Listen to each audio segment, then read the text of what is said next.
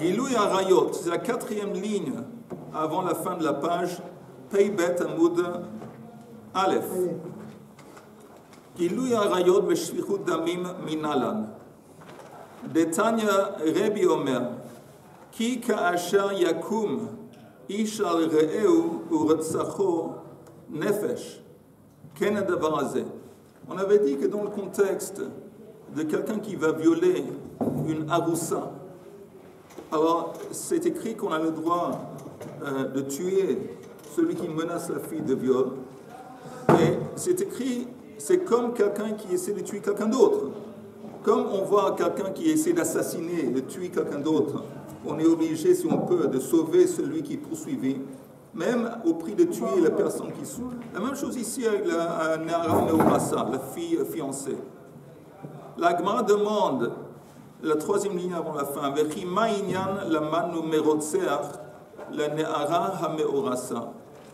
Ela harizé ba le lamed venimsa lamed. Apparemment, on a introduit cet exemple du meurtre, de l'assassin, pour enseigner quelque chose vis-à-vis de la fille qui est fiancée, la Rossa. Mais en fin de compte, on va apprendre quelque chose de la fille fiancée. On va apprendre un principe qui va s'appliquer au cas du meurtrier. On va voir. Man na'ara ha'me'orasa nitan latzila ben nafsho. De la même façon qu'on sait qu'on a le droit de sauver une fille de viol, même au prix de tuer celui qui veut la violer. Af Rotzer, alors la même chose avec Rotzer, l'assassin. On a le droit de tuer celui qui est poursuivi et tuer celui qui essaie de le tuer. Ma Rotzer, et maintenant on apprend dans le sens inverse. Ma Rotzer yaharek va ya'avor. Et de la même façon qu'on sait que c'est quelqu'un qu'on essaie d'obliger de tuer, il est censé de se laisser tuer. Yaharek va ya'avor. Et juste ne pas tuer quelqu'un d'autre. Donc la même chose s'appliquerait Af Na'ara Ameorasa Yaharek Va'al Ya'avon. Donc dans le cas d'un viol d'une Na'ara, on parle de celui qui veut, celui qu'on obligerait à violer. Si on dit à quelqu'un de violer, on veut que tu vas violer cette fille, il doit être prêt à donner sa vie pour ne pas le faire. Et Rashi avait dit que ça ne s'applique pas à la fille. La fille qui, si on lui dit, tu sais quoi, elle a pas besoin. L'homme actif et la femme plus passive. Voilà, exactement. Parce qu'il y a un terme qui s'appelle karka olam. C'est une terre, c'est comme la terre.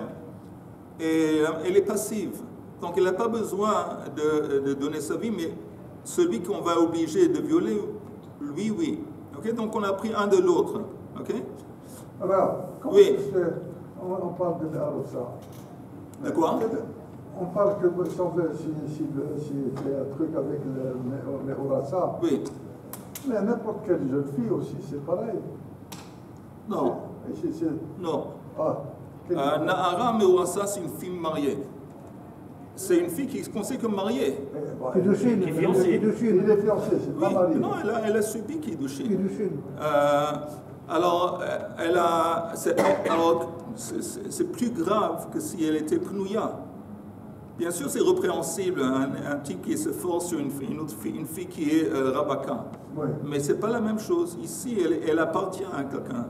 Mais si c'est une rabaka aussi, alors qu'est-ce qu'il mérite celui-là aussi? Ce gars-là qui s'attaque à une jeune fille, même si elle est une jeune fille. Là, c'est intéressant, la Torah parle de quelqu'un, un homme qui séduit une fille. Et là, la règle est, il doit payer une somme, une amende au père, et il est obligé de marier la fille, si la fille veut. Si la fille veut, alors il est obligé, je ne sais pas pourquoi elle voudrait, mais il doit la marier et il reste épousé à vie. Hein? Dina, elle voulait rester. Et puis il n'a pas le droit de la renvoyer. Elle était violée. Qui? Dina. Oui. Elle voulait rester avec Oui. Et puis il la marie et il n'a pas le droit de la renvoyer. Oui, c'est ce que je viens de dire. C'est ce que j'essaie de dire. Oui, mais si c'est la fille, dès le départ, elle se refusait à le dire. Alors, il paye une amende Même si- au père, Au père. et c'est tout. c'est C'est pas assez. pas assez. Une Ok. femme mariée, C'est une fiancée, c'est comme si... fiancée mariée, bon, Oui. c'est pareil. Pareil. Donc, s'il viole, bon, le sauveur peut très bien tuer donc le Oui, autel. oui. Par contre, si elle n'est pas fiancée, On a dit déjà. s'il la viole, Il est marié. il doit l'épouser. Oui, Et encore une fois, la Torah parle de quelqu'un qui séduit. Alors, séduire, c'est différent que de violer. Ouais. Ouais, c'est. Alors, pour tout vous dire, je ne suis pas sûr quelle est la halakha. Si quelqu'un va violer une fille qui est de cette passion. Alors, attendez qu'il nous donne la réponse. Oui. Je vais chercher. En attendant, on continue. Shimon et Lévi n'étaient pas d'accord avec ça. Avec quoi? Avec le fait que. Séduire. se marie. Ils n'étaient pas d'accord. Donc ils les ont tous tués. Oui, oui. Ok, Valiavo. Maintenant, tourne en haut de la page suivante. Verotser Goufei Menalan. Tu viens de dire que d'où est-ce qu'on apprend de quelqu'un si on lui oblige de tuer, il est censé de se laisser tuer plutôt que de tuer quelqu'un d'autre. D'où est-ce qu'on apprend ça vis-à-vis du Rotser? La Gemara dit Svarahi. C'est pas un limoud, c'est un raisonnement. Et on va voir. Dahu de At le Kamei de Rabba. Il y avait un monsieur qui s'est présenté dans le Beit Din de Rabba. Amarli Mari Dourai, un certain Mari Dourai qui était le chef de mon village. Et Amarli Mari Dourai, Katlei le Plania, tue telle et telle personne, Ploni. Veilo Katilna Lecha, et si tu ne veux pas le tuer, moi je vais te tuer. Soit tu vas tuer. Donc, alors qu'est-ce qui se passe? Alors, il est allé au Rav, avec son rabbin orthodoxe du quartier, pour lui demander, prendre conseil, qu'est-ce que je dois faire? Amar le niktelach, velo tiktol. Il dit dans ce cas, laisse-toi tuer, et laisse-le qui te tue. Et toi ne le tue pas. Pourquoi? Maï chazit de damadidar sumaktfei. Qu'est-ce que tu penses? Que ton sang est plus rouge que le sien, que celui que tu es censé le tuer. Dilma damadahu gavra sumaktfei. Peut-être le sang de la personne que tu es obligé de tuer est plus rouge que le tien. Peut-être. Regardons le Rashi. Maï chazit de damadidar sumaktfei. Klomar. Maï da'ater, le mishrei milta. Pourquoi penserais-tu que ce serait autorisé de le tuer?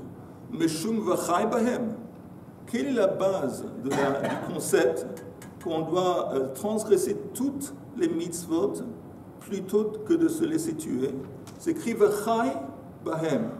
Les mitzvot, tu dois vivre à travers les mitzvot.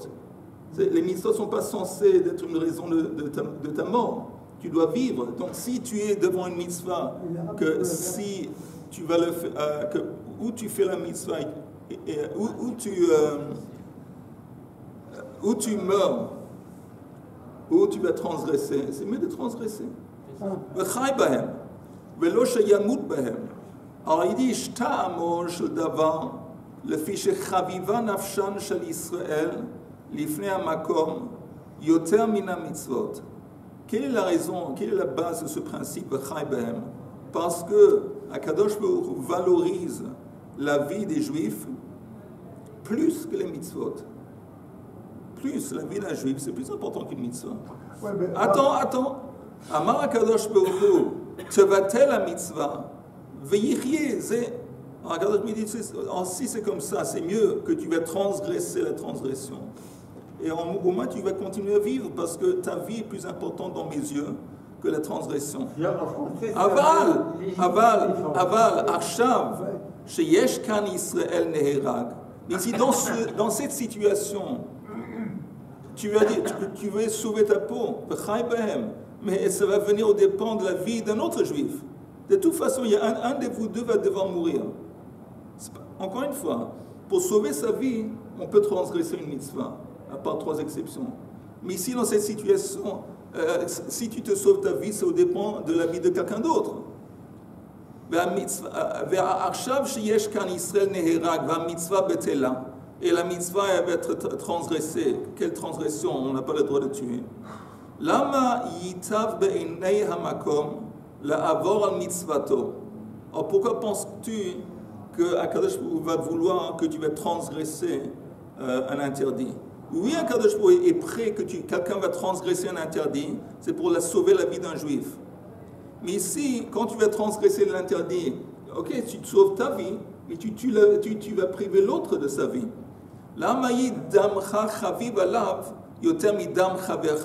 Pourquoi penses-tu que ta vie va être plus précieuse que l'autre, que la vie de l'autre? Et donc tu te laisses tuer plutôt que de transgresser. Ok, donc en fin de compte, c'est un raisonnement, c'est pas un limoud. Oui, René. Ce mari d'ouvrage, celui-là qui veut envoyer quelqu'un pour tuer quelqu'un d'autre. Oui. Admettons, moi je sais, il veut m'envoyer pour tuer quelqu'un. D'accord. Pourquoi je vais tuer un innocent. Alors moi, je dis, je vais pas faire ça. Je retourne chez le gars qui m'a envoyé. Donc je préfère pas tuer. parler de toi. Non, attendez, je préfère être tué, c'est ça. C'est pas que Mais toi. non, mais alors ce gars-là, il va me tuer. Oui. Alors je préfère le tuer d'abord moi, et après de toutes les façons, je vais mourir. Ah, je comprends que tu préfères. C'est pour ça que Et je préfère tuer d'abord celui qui m'envoie. Ah oui, ça c'est une bonne idée. Je pense qu'on Voilà, est tous pour. Ça c'est une solution. Alors, On a- mais je laissé tuer, moi je Non.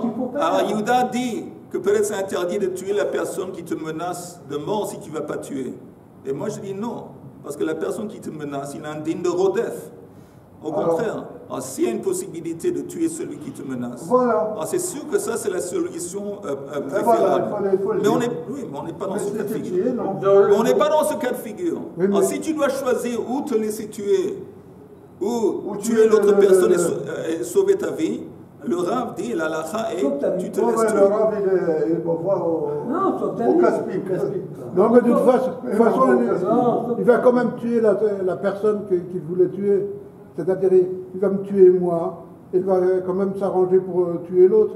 Donc finalement, il y aura deux morts. Ah, ça c'est un autre, c'est un autre dossier. C'est pas ton problème. Qu'est-ce qui va se passer avec l'autre? Mais à ton niveau, à ta perspective, tu es coincé. Et la lacha est que tu ne peux pas tuer quelqu'un d'autre pour sauver ta peau. Dans le droit français, c'est la légitime défense. Non.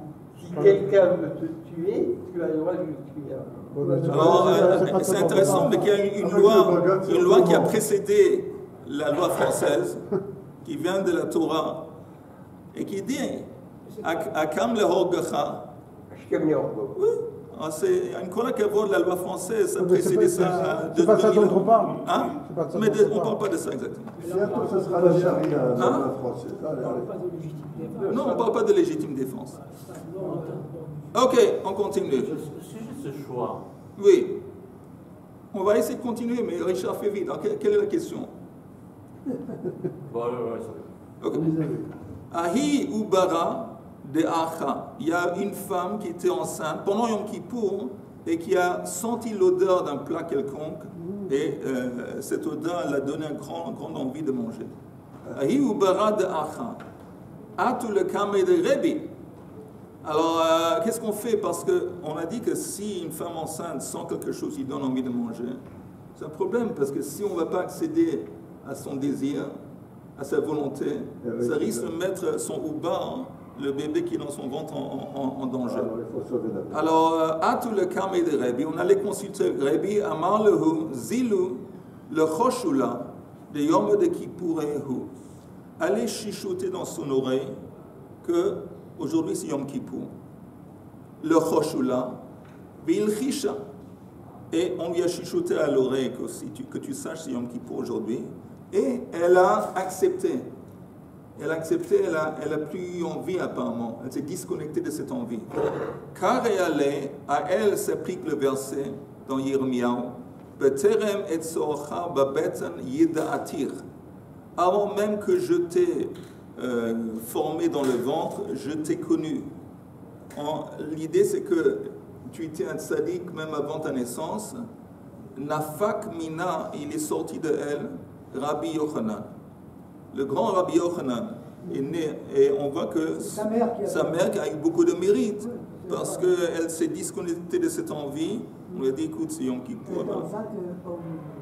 Ahi ou Bara, il y a un autre cas qui concerne encore une fois une femme enceinte, Yom Kippour, de Acha. Elle a ressenti une odeur, Atu le kame de Rabbi Chanina, Amar lehu le choshula, Velo il chisha. Et on lui a dit, on lui a chuchoté l'oreille que c'est Yom Kippour, elle n'a pas accepté, ça ne lui a fait aucun effet. Car elle est Zoru. Velo le chisha. Pardon, il chisha. Velo le chisha, c'est-à-dire on ne lui a pas chuchoté. Non. Amar le choshula. On lui a dit. On leur a dit, allez chuchoter à son oreille. Apparemment, c'est sous-entendu qu'ils l'ont fait. Velo il chisha. Rashi qui dit, il chisha, avant la dernière. Kibla et le chisha. Je passe ça au bar mita'avato. Oui, mais ça c'est le premier. Oui, cas. mais quand on dit lo, il chisha, ça veut dire c'est l'opposé. Le chisha, on ne l'a pas. Non, je te dis que non. Ouais. Lo, il chisha, c'est qu'elle n'a pas ça n'a fait aucun effet au bar. Maintenant, c'est intéressant, pourquoi on a chuchoté dans son oreille? On aurait pu lui dire à voix haute.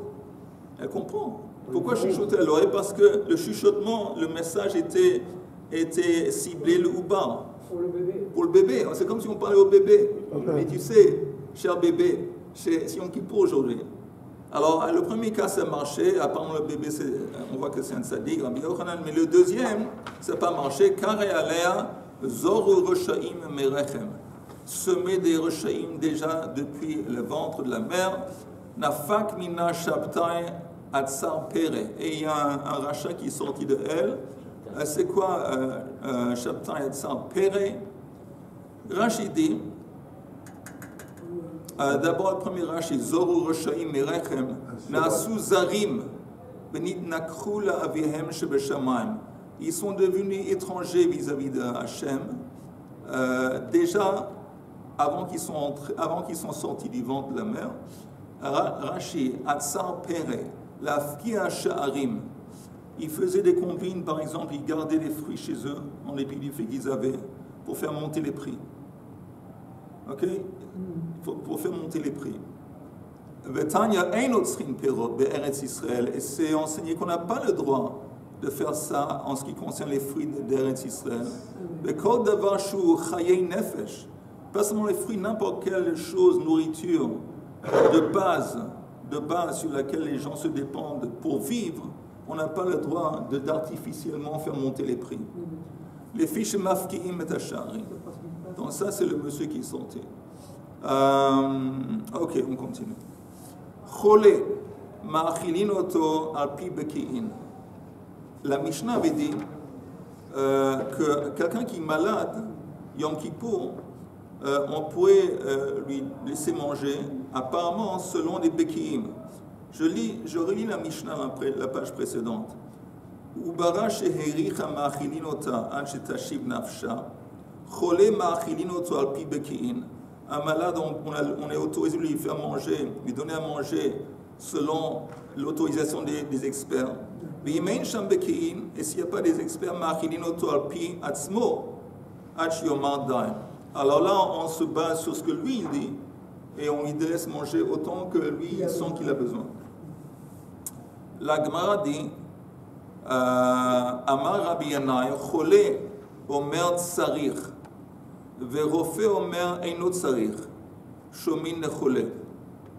Qu'est-ce qui se passe dans le cas où le cholé dit je dois manger, vraiment je dois manger, et il y a un docteur ou un expert qui dit non, il ne doit pas manger. À qui on écoute? Au cholé. C'est bizarre, ça contredit avant. Pourquoi? Pourquoi est-ce qu'on va demander l'avis d'experts? Oh, bonne question, Yoel, bonne question. Bon, on va mettre ça en parenthèse. Mais ici on dit que s'il y a une contradiction entre ce que dit le Rofé et ce que dit le Cholé, on écoute le Rofé.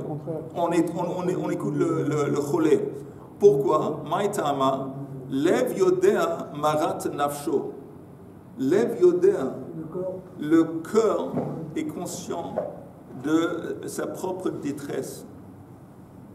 Nous, on sait dans quelle situation on est, d'un certain point de vue, mieux que quelqu'un, même un expert, qui est à l'extérieur. On n'a pas envie, on ne sait pas pourquoi. Voilà, nous, on sait ce qui se passe à l'intérieur mieux que lui. Alors, la Gemara dit, Pshit, bon, ça, apparemment, c'est une évidence. C'est une évidence. Non. Alors, la Gemara dit non, c'est pas une évidence. Hein? Parce que c'est deux cas différents. Quoi, deux cas? Entre, quand on demande aux experts, Oui. une femme qui a senti une odeur, voilà, c'est une sorte de pulsion émotionnelle. Je veux dire que Attends, Richard, mais je veux juste préciser, laisse-moi préciser que quand on parle de prendre conseil avec des experts, ça n'a rien à voir avec la femme qui est enceinte. Mais c'est deux. C'est une femme quand même. C'est une Non, femme. c'est un Ah, problème. c'est un homme. C'est un Attendez. homme malade. Juste une minute. C'est les malades. C'est un malade. Un malade, c'est pas un- Il y a une femme enceinte qui peut être considérée comme malade, puisqu'elle porte un enfant avec toutes les contraintes de ça. Donc on peut la considérer comme une femme malade. Simplement, c'est que sa pulsion laisse entendre, donc les rapamim, que cette pulsion est d'ordre émotionnel. J'ai envie, mais c'est une pulsion et non pas quelque chose de fondamental, de Oui, viscéral. t'as raison. Par contre, la femme qui a des problèmes, De femme, ouais, des qui est problèmes vraiment matériels, malade, elle a besoin de médicaments, c'est autre chose. Oui. Ça concerne le viscéral et non pas l'affect. C'est deux femmes Tu as différentes. raison. L'autre, t'as Tu as raison. Je ne sais pas si vous pouvez comprendre. Non, j'ai Non, compris. moi, j'ai pas compris. C'est deux cas différents. Ah Que ouais, c'est deux cas la différents. femme qui est enceinte, quand tu dis c'est une espèce de pulsion dans le sens que c'est pas réfléchi, c'est pas truc, ça ne reflète pas nécessairement la réalité de la maladie qu'elle a. Elle n'est pas malade, elle a des choses. Mais on sait qu'une femme qui est enceinte, qui veut manger, il y a un danger que si tu la laisses pas manger, ça risque de mettre le bébé en danger. Mais ici, c'est un autre cas, que quelqu'un qui est malade, que ce soit un homme ou une femme, et là on nous dit dans la Mishnah qu'on lui laisse manger Yom Kippour avec, après qu'on a pris conseil, des béquines, des experts. Et là on nous dit que s'il y a lui qui dit qu'il veut manger et le docteur qui dit que non, il n'a pas besoin de manger, on l'écoute lui, à cause de ce verset qui dit « Lev yoder marat nafsho », qu'on connaît mieux que les autres notre détresse intérieure. Pshit, la grande dit, apparemment c'est évident. Mao de Tema, Rofe Kim Leitfe. On a pu penser, mais en fin de compte, le Rofe, c'est un expert. C'est un expert, comme Mashmalan. Et donc on a besoin de lui, non. C'est peut-être un expert, mais dans cette situation, on prête plus attention à ce que dit le malade qu'au docteur. Maintenant, qu'est-ce qui se passe si c'est l'inverse? Rofé Omer Tsarir, le docteur dit qu'il doit manger, Yom Kippour. Vechole Omer Einot Tsarir. Et le malade dit qu'il n'a pas envie, il n'a pas besoin. Shomin la Rofé. On écoute le docteur. Maïtama, Tunba Hud Nakidle. Parce que c'est concevable que Tunba, Rachid dit que c'est un shtut, estourdissant. Mechamat Cholio. Quand il est étourdi, il est pris par sa maladie, le cholé, et il ne sait pas où il en est. C'est possible qu'il est confus. Et donc on écoute le docteur. Si le docteur dit qu'il doit manger, lui il dit qu'il n'a pas besoin de manger, on écoute le docteur. En fait, Et là, on vient. dans les deux cas, on prend. Pardon? Dans les deux cas, on prend le plus facile. Enfin, on autorise aux gens à Oui, dans les deux cas, en fin de compte, tu as raison. à manger. Dans les deux cas, on lui autorise à manger quand même. Tznan, cholé ma'achilinoto al pi bekin. Il dit, mais attends. On a vu dans la Mishnah que c'est écrit qu'on peut donner à manger à un malade à travers l'autorisation des beki'in, des experts. Alors, qu'est-ce que ça laisse entendre? Al pi beki'in al pi atzmo, lo. Comme Yoel a dit, apparemment, quelle est l'autorisation de manger? C'est seulement al pi beki'in, c'est pas al pi atzmo, c'est pas si lui il dit. Alors, ça contredit ce qu'on vient d'apprendre au nom de Rabbi Yannai. Pas seulement ça, al pi beki'in al pi atzmo, al pi beki'in al pi baki echad, lo. Et pas seulement ça. Pourquoi c'est au pluriel? Dans la Mishnah, c'est écrit beki'in au pluriel. Toi, tu viens de me dire que si le Rofé dit qu'il doit manger, un Rofé, un docteur, ça contredit ce que le malade dit. on écoute le docteur. Mais c'est un docteur, pas deux. Tandis que la Mishnah dit Beki'in. Donc, apparemment, une contradiction. Non, c'est pour éviter justement une contradiction. Parce que si les deux docteurs sont opposés, Non, encore une fois. des avis différents, si on prend deux médecins, Oui. deux experts, bon, d'avis différents, on va se retrouver encore un problème supplémentaire. Oui, mais jusqu'ici dans la Gemara, on n'a pas vu qu'il y a une contradiction entre les docteurs. L'enseignement de Rabbi Yannai était que si le malade dit qu'il veut manger, il doit manger, Yom Kippour, et le docteur dit qu'il n'a pas besoin, on écoute le malade. Alors ça, c'est déjà contredit la Mishnah, parce que la Mishnah dit on lui permet de manger al-pi beki'in, selon l'autorisation des docteurs, pas lui-même. Ça, c'est un. Et deuxièmement, si le docteur dit qu'il doit manger, et lui, il dit qu'il n'a pas besoin de manger, on écoute le docteur au singulier. Alors pourquoi c'est écrit dans la Mishnah, on lui laisse manger selon les docteurs? Ça laisse entendre qu'un docteur, c'est pas suffisant, un expert, c'est pas suffisant. Alors la Gemara explique. Ici, de quoi on parle? D'Amar lot sarichna, il a dit que j'ai pas besoin de manger. Alors la Gemara dit ici, c'est comme ça. Alors, c'est suffisant, apparemment, ça aurait été suffisant d'avoir un docteur qui l'autorise, c'est pas deux. L'otsricha de eka achrina bahade, de amar l'otsarich. Il dit non. Le cas de figure que lui, il a dit, il n'a pas envie, il n'a pas besoin de manger, et apparemment, dans ce scénario, il y a un autre docteur qui est de son avis, qu'il n'a pas besoin de manger. Et de l'autre côté, il y a un docteur qui dit qu'il doit manger. Alors on va écouter le docteur plutôt que l'autre docteur et lui. Compris? Un contre deux. En dépit du fait que c'est un contre deux. Maintenant, Ma'achilinoto al-pi beki'in.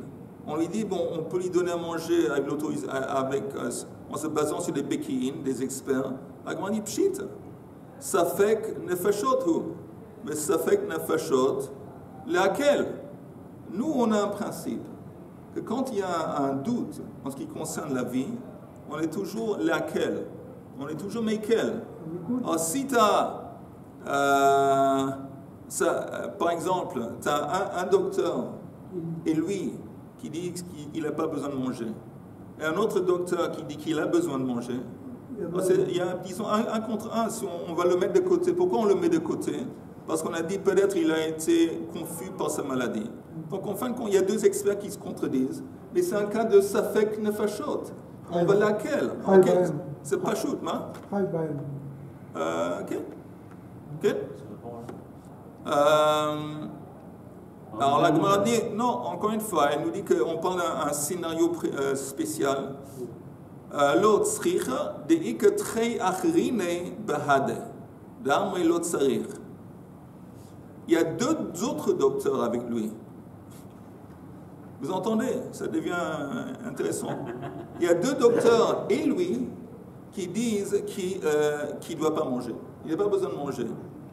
Et il y a un autre docteur, qui dit qu'il a besoin de manger. Maintenant, donc ici, la majorité des docteurs ou des experts disent qu'il ne doit pas manger. Plus lui-même. Et néanmoins, on va se baser sur l'autre docteur, un docteur qui dit qu'il doit manger. Alors la Gemara dit, en dépit du fait d'Amar Rav Safra, trei que mea, ve mea que trei. S'il y a 11 témoins, s'il y a 2 témoins, trei, c'est équivalent à 100. Et s'il y a 100 témoins, c'est équivalent à 2. Ça veut dire qu'on a besoin un minimum 2 témoins, pishnei eidim yakum dabar.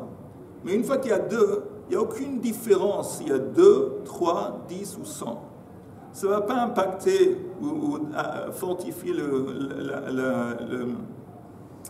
le témoignage. S'il y a 10 témoins ou 100 témoins ou 2. 2 c'est comme 100 et 100 c'est comme 2. Pas ce qu'il le dit lui-même, al-pishnei eidim ou shloshah eidim. Non, là, alors justement, là, la Torah, les sages demandent si le témoignage il se base sur 2, alors pourquoi on parlait de 3? Il y a une réponse à ça. La réponse c'est que si parmi les 3 témoins, il y a quelqu'un qui est problématique, disons il est un karov, si parmi les 3 témoins, il y en a un des 3 qui est problématique, par exemple il est karov, alors ça va invalider les témoignages des autres 2. Ça, c'est une chose qu'on apprend à 3. Mais il y a d'autres enseignements aussi. Mais en attendant, en dépit du fait qu'on sait qu'il n'y a pas de différence entre 2 et 100 et 100 et 2, Hanemile, les Inyan et doute. Mais ça concerne, ce principe concerne uniquement le témoignage. Aval Inyan umdana. Mais quand on veut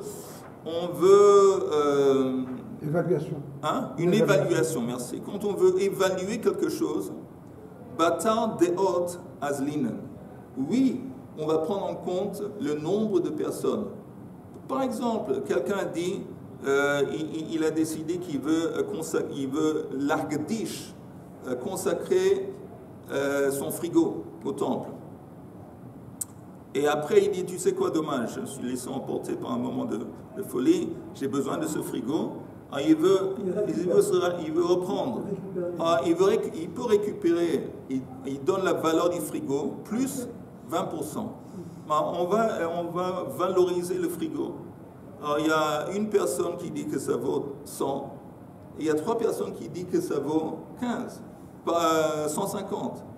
Là, on prend en compte les nombres, la majorité. Quand on parle d'évaluer, on va selon le rov. Ce n'est pas comme le témoignage. L'évaluation, oui.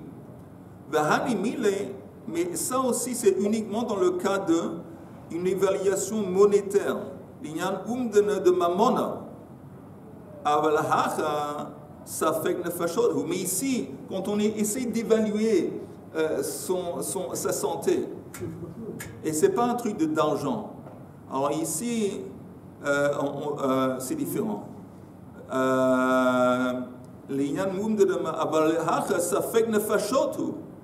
Et comme c'est safek nefashot, on ne prend pas en compte la majorité. Donc 1 contre 1000. Donc 1, apparemment. Comme Yehuda vient de dire, même dans un cas extrême, il y a un expert qui dit qu'il va manger, et 10, 100 qui disent qu'il ne doit pas manger. On écoute un parce que c'est un safek. Et safek laquelle Veha, mais attends, ça que c'est enseigné dans la fin. Dans la fin de la Mishnah, qu'est-ce qui est écrit? Que s'il n'y a pas de Beki'in dans les parages, il n'y a pas. Alors on va uniquement se baser sur ce que lui il dit. Si lui il dit qu'il a besoin de manger, on va le laisser manger. Ça laisse entendre quoi? Michlal de Reisha de Amar Tsarir.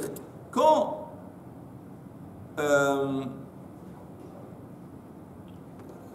ça laisse entendre qu'au début de la Mishnah, on parle d'un cas où il a eu besoin. On va voir qu'est-ce que ça veut dire exactement. De Amar, attends une seconde, je regarde le Rashi.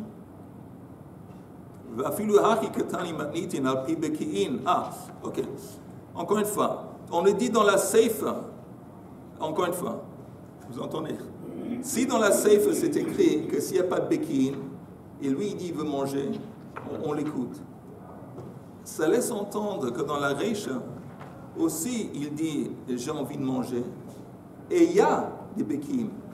Et là, quand il y a des Beki'im dans les parages, on va seulement lui donner à manger selon l'autorisation des Beki'in. Je répète, dans la fin de la Mishnah, c'est écrit que s'il n'y a pas de Beki'in, eh ben, on va aller selon ce que lui il dit. Alors je déduis que si il y a des Beki'in, c'est pas suffisant que lui il dit je veux manger. C'est seulement une autorisation des Beki'in. Et ça contredit ce qu'on vient de dire. Parce que Rabbi Yedan, il vient de dire. Alors la Gemara dit Michasure Mechasra. Notre Mishnah, il y a des mots qui manquent à notre Mishnah. On va te donner la version complète. C'est comme ça, pardon. C'est comme ça qu'il faut enseigner la Mishnah. quand il dit qu'il n'a pas besoin de manger, l'autre tzarich ani, alors dans ce cas, quand il dit je ne veux pas manger, on va lui donner à manger néanmoins selon les beki'im. Lui il dit j'ai pas besoin, et les beki'im, les docteurs disent il a besoin, on écoute les docteurs. Aval, amar tsarich, s'il dit tsarich ani, j'ai besoin, ein sham beki'in, très elachad. Non, j'ai mal lu. Regardons le Rashi, je m'excuse. Rashi. Rashi dit aval, amar. Le Rashi, regarde le Rashi qui dit Bamed Varim Amurim. Vous voyez le titre du Rashi, Bamed Varim Amurim, de Ma'achilin Oto al Pi Beki'in. Dans quel contexte on est dans la Mishnah qui dit qu'on lui donne à manger selon l'autorisation des experts? Klomar, de Ba'in Beki'in, de Amar Lotsayir. On est dans la situation, lui il dit j'ai pas besoin de manger. Va'amri Beki'in, Tsarich. Étant donné que les experts disent oui, tu as besoin de manger. Ma'achilin Oto. Alors là, c'est à ça que fait allusion le début de la Mishnah. On lui donne à manger. Aval Amar Tsarich Ani. Mais si lui, il dit que je dois manger, Imen Sham Beki'in Trei. Alors là, on dit que s'il n'y a pas de Beki'in, l'autre Tsarich, El Achad Ma'achilin Oto al Pi Atzmo. Que Rabbi Yanai Damar Shomin Lechole. Que ça veut dire que s'il y a une contradiction, vous entendez, entre lui il dit qu'il veut manger, S'il y a deux experts qui disent qu'il ne doit pas manger, on écoute les deux experts. Mais s'il n'y a pas Beki'in, mais seulement un, il n'y a pas deux, il y en a un qui dit qu'il ne doit pas manger, donc c'est Teiko.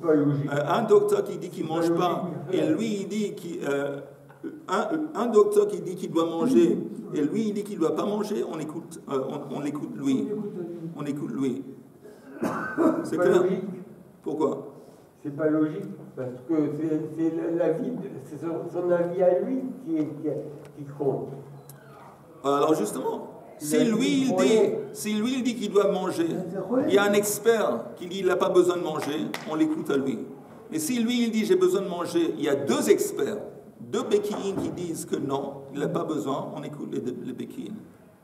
C'est comme ça. Encore une minute, on finit. Encore 2-3 minutes.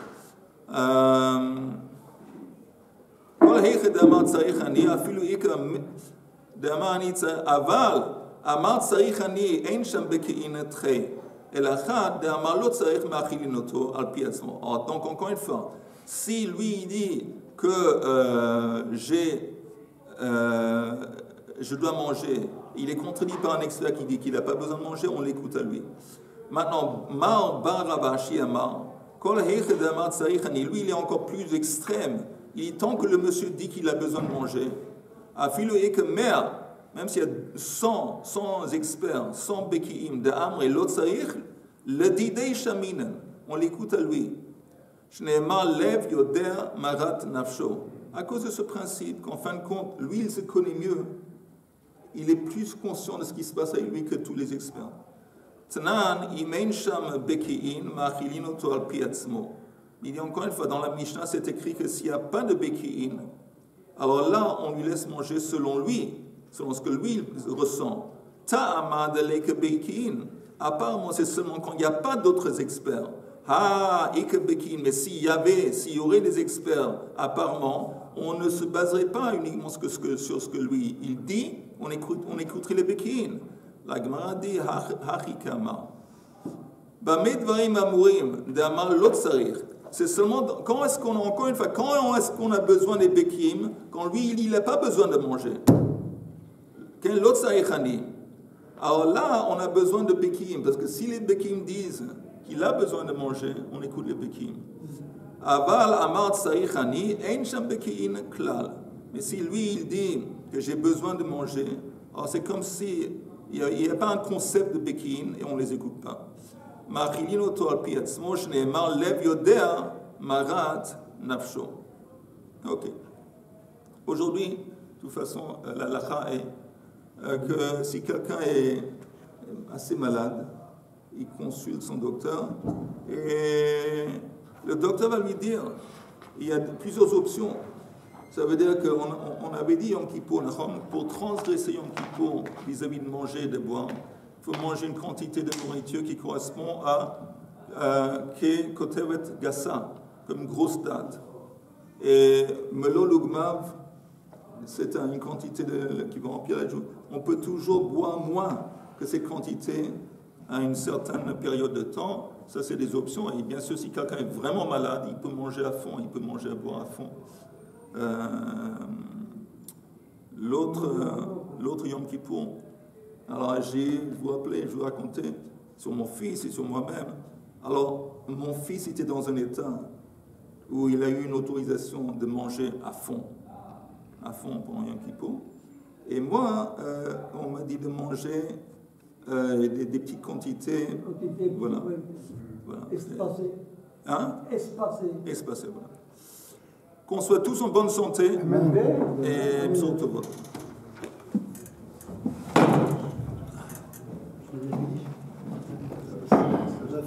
Juste avant.